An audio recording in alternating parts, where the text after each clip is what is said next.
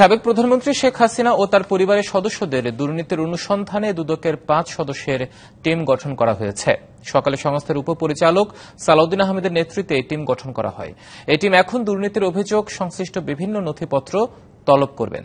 অনুসন্ধান টিম গঠন করার আগে গতকাল এ বিষয়ে সিদ্ধান্ত নেওয়া হয়। রাজনৈতিক দল এনডিএম এর চেয়ারম্যান ববি হাজ্জাজ রূপপুর পারমাণবিক প্রকল্প ৫৯,০০০ কোটি টাকার অনিয়ম, দুর্নীতি এবং মানি লন্ডারিং হয়েছে উল্লেখ করে অনুসন্ধানের জন্য আবেদন করেন। তবে তার আবেদন যাচাই করে সাবেক প্রধানমন্ত্রী শেখ হাসিনা, তার বোন শেখ রেহানা, ছেলে সজীব ওয়াজেদ জয় এবং রেহানা কন্যা ব্রিটিশ এমপি টিউলিপ সিদ্দিকের বিরুদ্ধে অনুসন্ধান শুরু করে।